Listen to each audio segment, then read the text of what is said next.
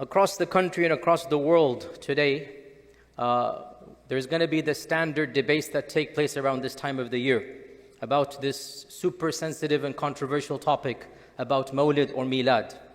Now, I want to make the disclaimer, today's discussion is not meant to provoke more controversy. It's not even meant, frankly, for the elders in the audience. It is meant to educate our youngsters. It is meant to provide for them a framework in a slightly different manner. Because my goal is really to protect Islam in the next generations and to make sure that these types of differences are situated in the broader picture. For the academic stuff, I have spoken in a lot of detail about this topic. You can go online, you can Google The Reality of Bid'ah by Yasir Qadhi. I have an hour-and-a-half lecture. Academic, it goes over the differences in a very different manner. That's not today. If you want to talk about the history of this celebration, I have a 3-part series online. The History of the Mawlid by Yasir Qadhi. I have 3-part series, 30 pages, article, online. It's on a blog. You can just log on, read it. This is not the academic talk. I want to speak to the elders and say to them that not talking about these sensitive topics is not going to help the future. Our children are well aware, if you log on to Facebook or Twitter today, even though alhamdulillah I'm no longer part of that social domain, I guarantee you will find this post there, and our children are connected to this media. And they are seeing students of knowledge, people of knowledge attacking one another. The one says this is bid'ah, the other says no, it is blood. The one says this, the one says that.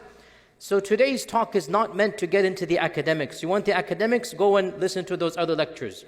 Today's talk, I want to bring in 3 separate points, so that inshaAllah ta'ala we take a step back and look at the bird's eye view. Look at it from a different angle. I'm going to bring in 3 separate subjects or 3 separate topics. The first of them, believe it or not, is psychology. What has psychology got to do with aqeedah? Actually, quite a lot. And if you listen to many of my lectures, you will know that I bring in other disciplines to explain social phenomenon. This is something that we need to be open-minded about. In psychology, in anthropology, in the study of cultures, in the study of human beings, I'm going to teach you a concept, then I'm going to come back to the issue of Mawlid. This concept is independent of Mawlid. It's a historical, it is an observed phenomenon. It is a reality that has been observed by different anthropologists, cultural scientists, psychologists. It has many different names. Of them, it is called, you can Google these, the narcissism of small differences. It is called the banality of trivial differences. It is called the law of trivialities. These are certain terms given to it. What is this banality of differences? What is this narcissism of small differences? Scientists have observed, listen to this carefully, any 2 groups of people, or even any 2 individuals, the closer they are, listen to this carefully, the bigger they make the trivial differences between them. I want you to observe and absorb this reality. This is a phenomenon that transcends religion, ethnic differences, political differences, cultural differences, corporate differences in politics. We observe these differences. The narcissism of trivial differences. It means when 2 groups or 2 people are very close, instinctively, it is easier to exaggerate small differences. Why? Psychologists say, for some people, this is a defense mechanism. You have to define yourself against your closest competitor. You have to define yourself against those that are actually, in the grand scale of things, the closest to you. Because the biggest threat to your pure independence does not come from people far, far, far away. The biggest threat from your pure identity comes from those that are overlapping but just slightly different. So this is an observed phenomenon that we see across the spectrum. And that's why, for example, sometimes, usually, the most worst racism is actually between one ethnicity, where one person comes from versus another person, one tribe of this country versus the other tribe. There's a level of visceral hatred to the close tribe than even the farther tribe.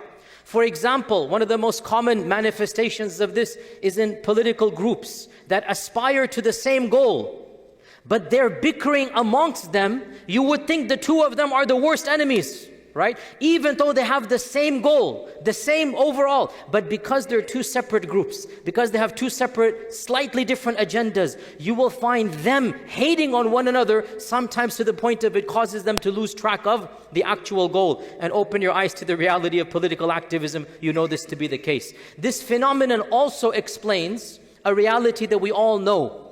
It is easier for any faith-based community, it is easier for a masjid to have an interfaith dialogue than to have an intra-faith dialogue.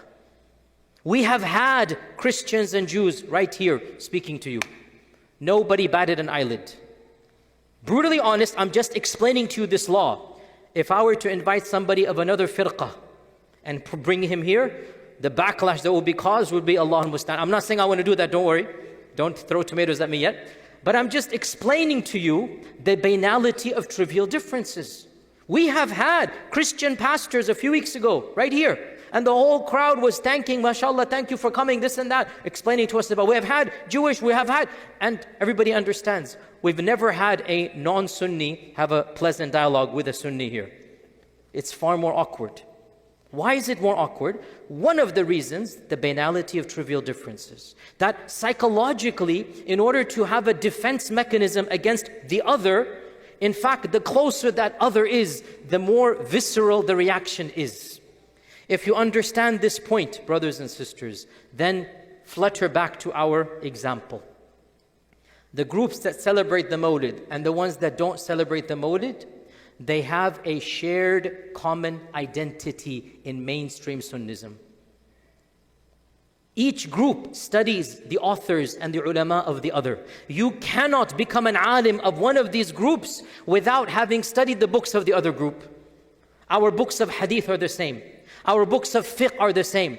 Our books of lugha are the same. Our books of tafsir are the same. Really, we have almost the same heritage, but we differ on minutiae. So when you bring in this psychological reality, you will help to cope with the reality that, sometimes these trivial differences are exaggerated, because the real quote-unquote threat to those who want to maintain what they view as a pure identity, right? Because again, here's the point. Do you consider this to be 100% pure identity? Well, then who's your real threat? Those that are 90% and only 10% different. So there's a human construct. There's a psychological observed phenomenon to make a small difference bigger than it needs to be. Keep this point in mind to the next generation. That was the first point. I brought in some psychology. Second point I want to bring in, history. And by history, I mean, this is a really deep topic, and I'm afraid I'm not going to give you too many examples because it is a deep topic. But you will have to trust me that this is my opinion, take it or leave it. And this is my expertise, the history of ideas, my actual master's, PhD, intellectual history, how movements, how theologies evolve. One thing that we all notice when you do a deep dive in this field is the following.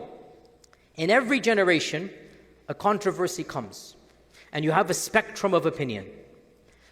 It takes a while for that spectrum to become solidified, and the next generation, or even the generation after that, will then come to terms with this diversity. And you will have a spectrum that is tolerated. Okay, this difference is okay. And then a spectrum that's beyond the toleration.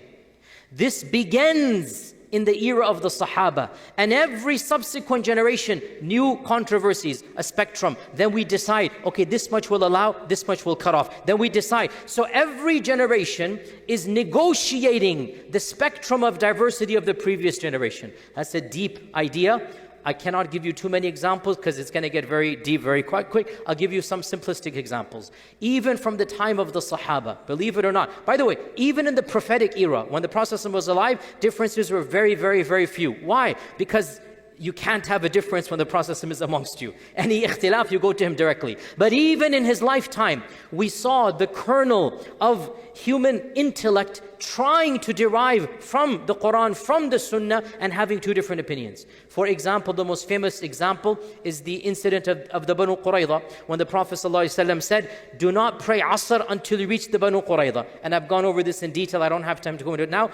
one group of Sahaba, they were about to hit Maghrib. One group of Sahaba was literal. And they said, okay, the Prophet said, don't pray Asr. This means we will make Asr Qadha. We're not going to pray Asr. Maghrib is going to come. We're not going to pray Asr. We're going to walk all the way to Banu Qurayza. And then because they were delayed. The goal, the Prophet said this at Dhuhr time.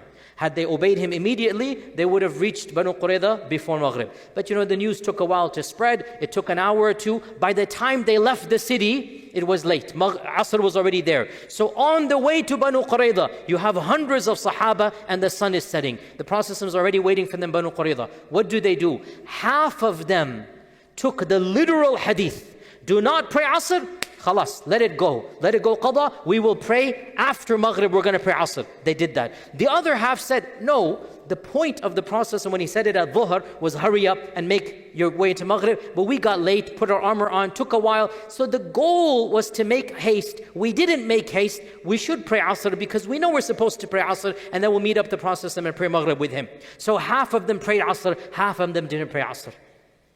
What is the ikhtilaf here? Ikhtilaf in the fahm, in the tasawwur, in the trying to extract from the Quran and Sunnah. And the Prophet ﷺ did not get angry at either of them. The goal was the same. The niyyah was the same. They had an ikhtilaf. And we have another incident in Sunan al-Tirmidhi where the Prophet ﷺ heard the Sahaba start talking about some advanced issue of qadar, some issue of one of the most complex issues of Islam, predestination. One group is quoting verses, another group is quoting another series of verses. Each one is, now the hadith does not tell us what aspect, by the way, so we don't know. The hadith does not tell us what exactly, but they were arguing over a theological point. And the Prophet ﷺ came out angry at them.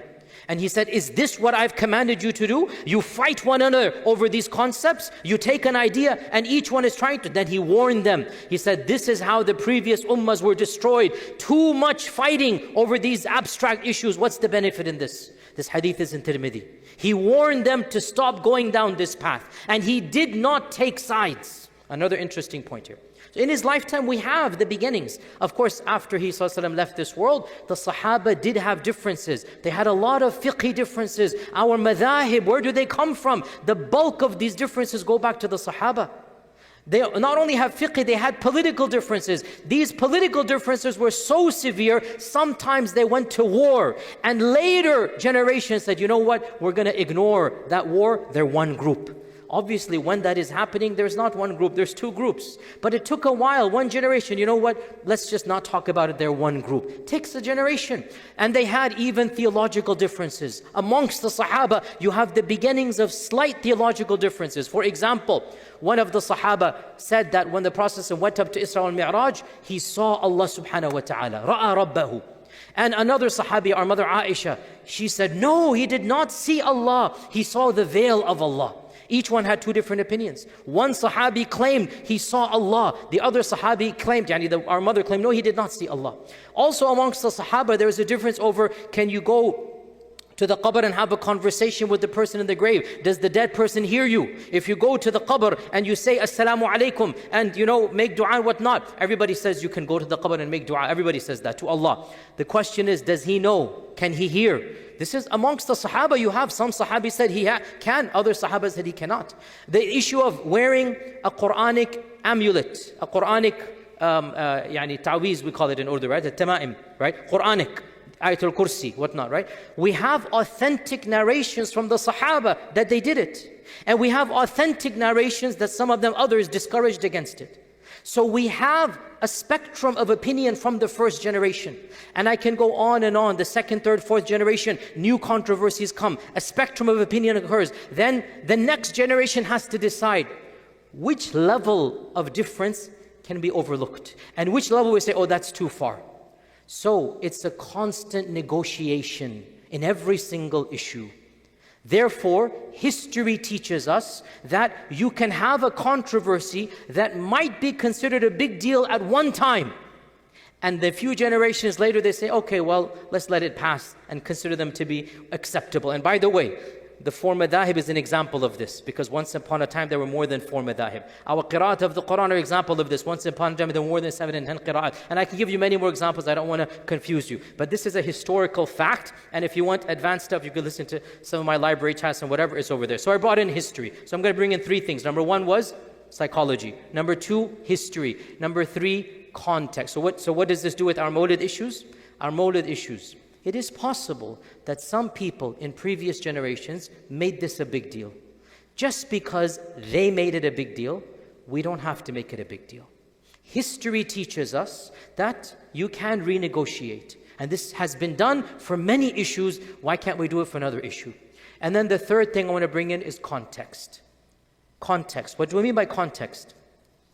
Context causes us to rethink how important the controversy is. A controversy might be real, but the context makes this controversy trivial. Let me give you a simple example we all understand. Somebody's drowning and you know how to swim, you can help him. At that point in time, do you ask, what is your aqeedah, brother? What do you say about this theological position? And based upon that, I'll jump in and help you or not. Context dictates that you don't care at this point in time.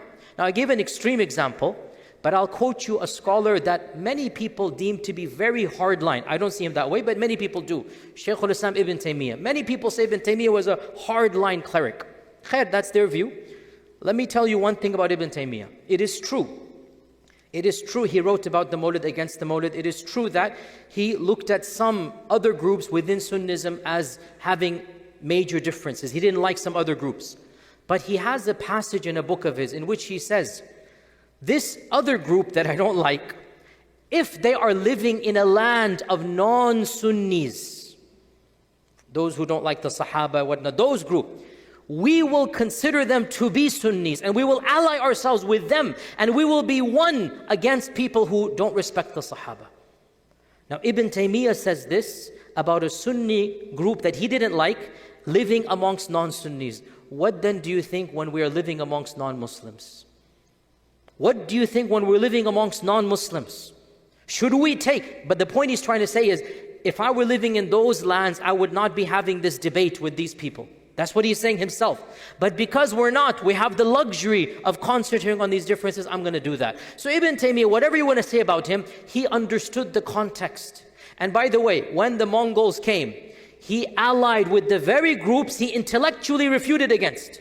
In books, he did not like some groups. When the Mongols invaded, there was no ikhtilaf. We're all one hand against them.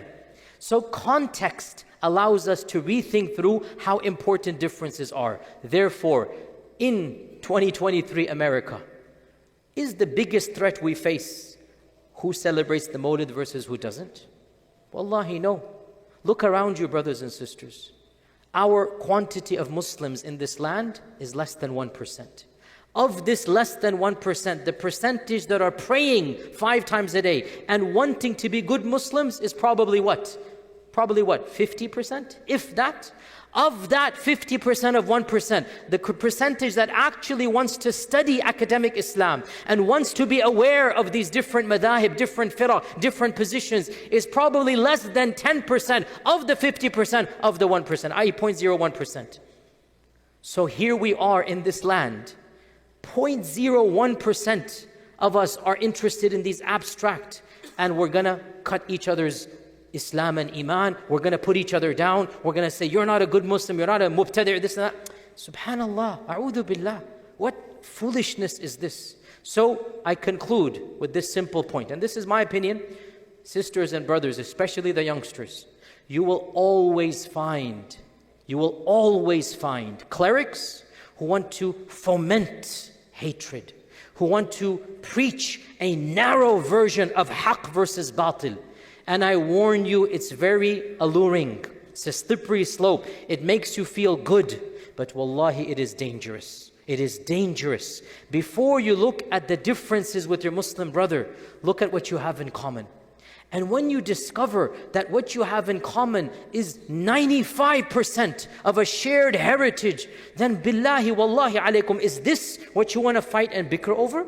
Is this what you want to have in your heart an enmity against? So my position about the Mawlid, you know it and you see it. What are we doing in this masjid? You know it and you see it. But at the same time, in my heart, there is nothing of hatred or animosity against any mainstream Muslim who has a tradition of great ulama. He has an entire galaxy of stars of ulama he's looking up to, and so do I. So why should I come and hate a person for wanting to show something in a way that I don't necessarily want to do it myself? What's the big deal?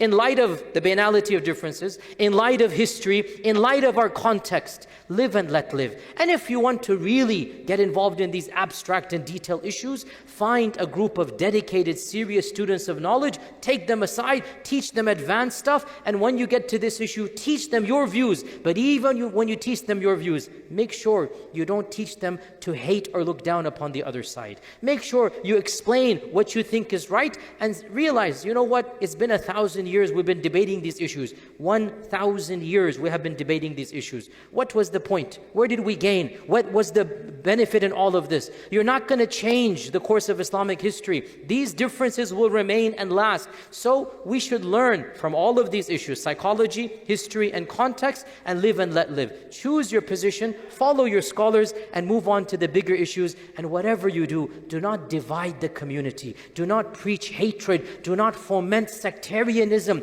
Do not teach a Muslim to have in his heart hatred or looking down upon another Muslim. Wallahi, the rights of Islam are far more than this. And when you find those preachers that are obsessed with these trivial differences, my humble advice is up to you, don't follow such people. Because you will always find people who want to bring the ummah together. We are all the part of the ummah of the Prophet ﷺ. Both groups, they want to show love in different ways. Why don't you look at the fact they want to show love? Why don't you look at that in common? How can you hate somebody who wants to show love to the Prophet ﷺ? You might not agree with how he's doing it, or that person might not agree that you're not doing it, but look at in the hearts, each one, what do they want to do? They want to love the Prophet ﷺ. That love, that is our means to Jannah. That love, that's going to bring shafa'ah on the Day of Judgment. The love, even if you make a mistake in that love, Allah Azza wa Jal will bless you for that love. So, live and let live. You understand your position and let the other group do its own. May Allah subhanahu wa ta'ala allow us the wisdom to transcend these differences and be united for the sake of Allah under the ummah of the Prophet sallallahu alayhi wa sallam. Jazakumullahu khair. Assalamu alaikum wa rahmatullahi wa barakatuh. إن المسلمين والمسلمات والمؤمنين والمؤمنات والقانتين والقانتات والصادقين والصادقات والصابرين والصابرات والخاشعين والخاشعات والمتصدقين والمتصدقات والصائمين والصائمات والحافظين فروجهم والحافظات والذاكرين الله كثيرا والذاكرات أعد الله لهم مغفرة وأجرا عظيما.